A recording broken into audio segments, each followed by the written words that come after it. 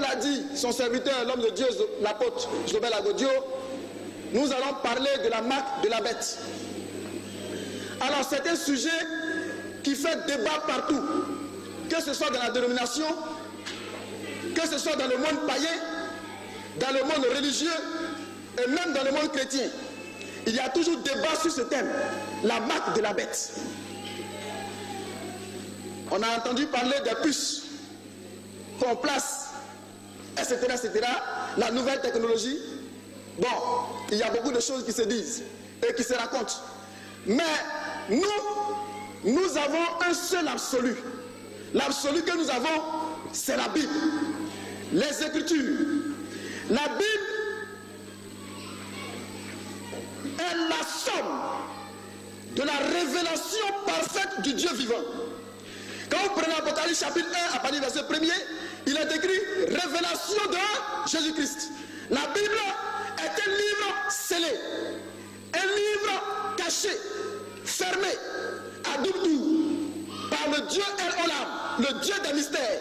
Et c'est ce même Dieu-là, la Bible dit dans une colonne de feu, lorsqu'il chantait avec le peuple, il se mettait entre Israël et les Égyptiens. Et ce même Dieu, cette même colonne de feu, éclairait la face d'Israël et permettait au peuple juif de voir devant eux. Mais la même colonne, de l'autre côté, était ténébreuse et rendait obscurs les yeux des Égyptiens. Et le même individu, lorsqu'il est venu dans un corps, il dit c'est à vous qu'a été donné de connaître les secrets du royaume des cieux, les mystères du royaume. Mais pour ceux qui sont dehors, tout se passe en parabole. Amen. Alors, ils peuvent simplement regarder la lettre, mais sans avoir la révélation de la lettre. Ce matin, étant des aigles, nous devons nous envoler. Il faut qu'on s'envole.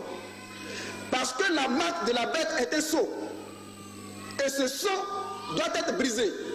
Et à cause de certains impératifs, on ira plus vite. Mais étant des aigles, je pense qu'on se comprend. Et on se comprendra. Parce que l'esprit est au contrôle. Amen. Quand nous prenons Apocalypse chapitre 4, il faut lire ça, à partir du verset 1er. Apocalypse 4. Apocalypse 4, 1er. Vas-y. Après cela, oui, je regardais. Jean était dans une vision. Il était dans l'île de Patmos. Et le Seigneur lui dit, ce que tu vois là, écris ça dans un livre. Il lui donne des visions. Mais étant dans cette position, écoutez ce que Dieu lui dit. Vas-y.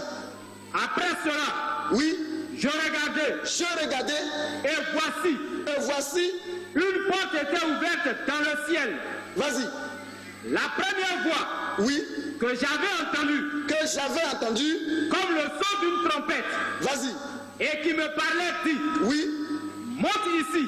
La voix lui dit quoi? Pendant qu'il est sur la terre, il dit monte ici, et je te ferai voir, oui, ce qui doit arriver dans la suite. Alors il va le projeter dans le futur lointain, pendant qu'il est sur la terre, dans l'île de Patmos. Il dit monte ici. Et qu'est-ce qui va se passer? Aussitôt, il dit sur le champ, je fus ravi en esprit. Attention, je fus ravi en... Vas-y. Et voici, il y avait un trône dans le ciel. Il n'y a pas échelle pour arriver au ciel. Mais qu'est-ce qui s'est passé? Et puis il voit toutes ces choses. Il se retrouve là-bas. Il dit monte ici. Il dit aussitôt je fus ravi en esprit. Je voudrais que ce matin nous soyons tous ravis en esprit pour voir les choses à venir. Amen. Bien. Alors avant d'entrer dans le vif du sujet, il faut dire que les gens de la gauche, de l'autre côté, ces esprits séducteurs-là, j'en ai rencontré dans la semaine et ils ont sorti des arguments. Bon, je pense que normalement, pour celui qui a l'habitude d'être ici, qui a été enseigné dans la connaissance des Écritures, ne doit plus faire de débat. Je pense bien. Et c'est des personnes à ne même plus écouter. Parce qu'ils ont prouvé qu'ils qu'ils appartiennent véritablement, le mot que je veux employer, je le trouve faible. Mais bon, il est écrit dans Juge chapitre 1, le verset 4, qu'il s'est glissé parmi vous certains hommes dont la condamnation est écrite depuis longtemps. Je pense qu'on se comprend. Ils ont sorti un argument fallacieux. Parce que, après la démonstration, je leur ai dit, coupons court. Si vous dites que l'apôtre Agodio, mon père spirituel, qui est vous-même votre père spirituel, même si vous ne voulez pas le reconnaître, si il a dévié, est-ce qu'il demeure serviteur de Dieu ou pas? D'après les Écritures, si réellement il avait dévié, il dit non, qu'il n'a même pas dévié, mais lui-même il est un démon.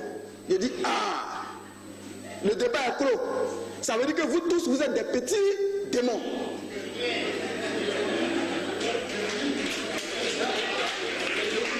Lui, il est le grand démon et vous êtes les petits démons. La Bible dit chaque semence se reproduit selon son espèce. Et c'est pour cette raison que nous sommes appelés des dieux. Quand bien même que nous savons qu'il existe un seul Dieu. Mais il a dit que le cabri ne peut engendrer que des cabris. Le mouton des moutons. Alors Dieu engendre des dieux. C'est pour cette raison qu'il est écrit dans les psaumes, Dieu se tient dans l'assemblée des dieux et il juge au milieu des dieux. Et dans Jean chapitre 10, à partir du verset 34 jusqu'au verset 35, il est écrit, n'est-il pas écrit dans votre loi, j'ai dit, vous êtes des dieux parce que vous avez reçu la parole de Dieu et elle a fait de vous Dieu. Parce que vous avez été engendré maître de ces groupes de voyous-là. Tu dis tu es membre et puis tu dis non, tu es au milieu. C'est parce qu'il est là pour un but. On le parraine parce qu'il est comme, il remplit les salles. Quand on dit William Branham quelque part, tous les groupes religieux, ils cherchent guérison. Donc lui, ces groupes-là, les hommes d'affaires du plein d'évangile, c'est remplir les salles pour avoir l'argent. Donc il finance ses campagnes. Et lui, il est là pour un but. Parce que l'objectif, c'est de proclamer l'évangile. Mais il n'est pas avec eux. En esprit, il n'est pas avec eux. Oui, tu me rappelles, Paul. Acte 23, 1 à 7. Et acte 25, 8 à 12. Acte 23. Vas-y. 1 à 7. Vas-y. Paul. Les regards fixés sur le Sanhédrin dit. Paul avait eu un problème. Lequel problème? Bon, il était avec ses frères et il y a un prophète, c'est-à-dire quelqu'un qui avait un don de prophétie, qui a attrapé, qui a pris la ceinture de Paul et il s'est lié. Il dit cet homme-là, à qui appartient cette ceinture, quand il va arriver à Jérusalem, c'est comme ça on va l'attacher pour le tuer. Et les gens ont su que c'était la ceinture de Paul. Donc ils ont commencé à demander pardon.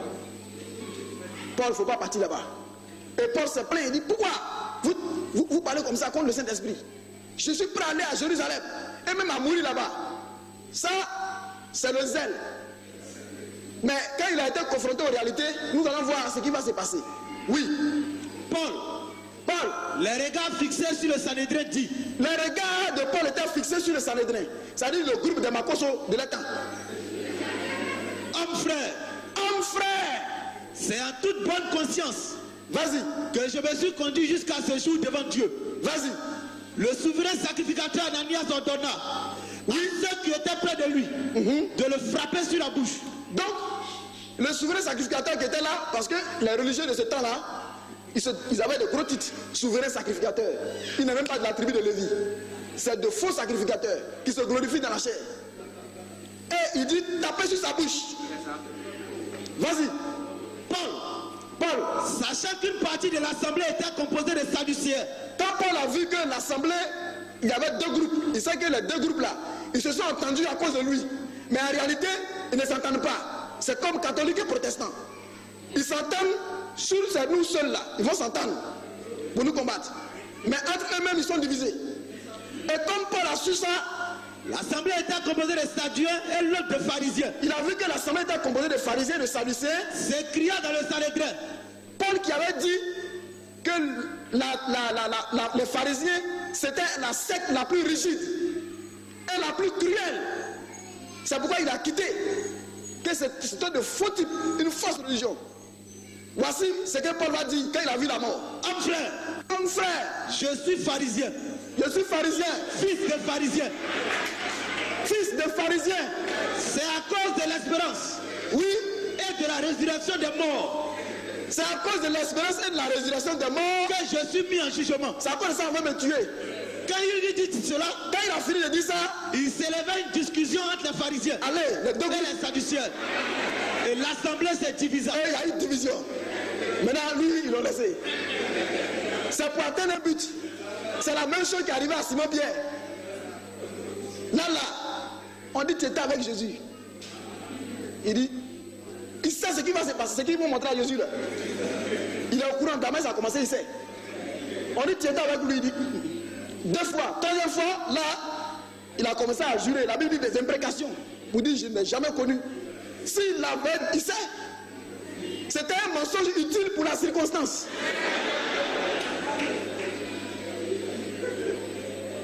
Alors, il continue. Acte 25. Acte 25, 8 à 12. Vas-y. Paul entreprit sa défense en disant, oui, je n'ai rien fait de coupable. On voulait le tuer encore. Parce que lui, toujours, c'est comme ça. Il dit, je n'ai rien fait de mal. Ni contre la loi des Juifs. Ni contre la loi des Juifs. Ni contre le temple. Parce que les gens disent que nous sommes allés prendre protection auprès des pharaons, les autorités de ce monde. Il dit, je n'ai rien fait. Ni contre la loi des Juifs. Ni contre la loi des Juifs. Ni contre le temple. Ni contre le temple. Ni contre César. Ni contre César. Festus. Oui. Désirant plaire aux Juifs. Qui voulait plaire aux Juifs. Répondit à Paul. Il a répondu à Paul. Veux-tu monter à Jérusalem? Il a demandé à Paul, est-ce que tu veux aller à Jérusalem? Pour y être jugé sur ces choses en ma présence. Pour qu'on te juge là-bas, en ma présence. Paul sait que s'il arrive à Jérusalem, devant les Juifs, il est foutu. Qu'est-ce qu'il va dire? Paul dit, oui, c'est devant le tribunal de César. Il dit, moi c'est César seul que je comparais. C'est lui qui doit me juger. César qui n'est pas juif. Il dit, c'est devant César que moi je dois comparaître. Vas-y. C'est là que je dois être jugé. Oui. Je n'ai fait aucun tort aux Juifs. Moi je n'ai rien fait aux Juifs. Comme tu le sais fort bien. Oui. Si j'ai commis quelque injustice. Si j'ai fait le mal là. Ou quelque crime digne de mort. Oui. Je ne refuse pas de mourir. Voilà. Mais si les choses dont on m'accuse sont fausses. Si ces choses sont fausses. Personne n'a le droit de me livrer à eux. On ne doit pas me livrer à eux. J'en appelle à César. Il dit, ah, j'en appelle à César. Amen. Alors, c'était juste l'échauffement. Et nous allons entrer dans le sujet.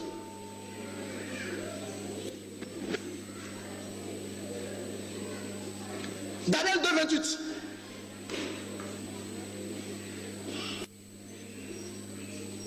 Et Daniel 12, 4. Daniel 2, 28. Vas-y. Mais. Daniel dit quoi? Mais. Vas-y. Il y a dans les cieux. Il dit la révélation ne vient pas de l'homme.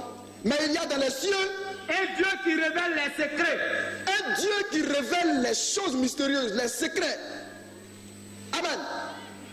Oui, Daniel 4. Daniel 12, 4. Daniel 12, verset 4. Toi, Daniel, tiens secrète ces paroles. Il faut tenir ces paroles-là de façon secrète. Il faut les sceller. Et scelle le livre jusqu'au temps de la fin. Il faut sceller ce livre mystérieux jusqu'au temps de la fin.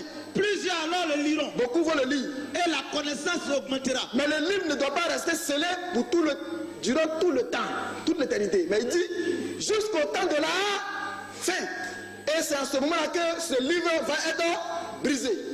Alors nous allons parler de la bête. Qu'est-ce que la bête d'abord? Avant de parler de sa marque, il faut savoir d'abord ce que c'est que la bête. La bête, c'est une puissance. Quand on parle d'une bête, c'est une puissance. Amen. Nous lisons Apocalypse 13, 1 à 2. Et l'autre prépare Daniel 7, 2 à 8. Apocalypse 13, 1 à 2. Oui. Puis je vis monter de la mer une bête. Puis je vis monter de la mer une bête qui avait 10 cornes. Cette bête avait 10 cornes et 7 têtes.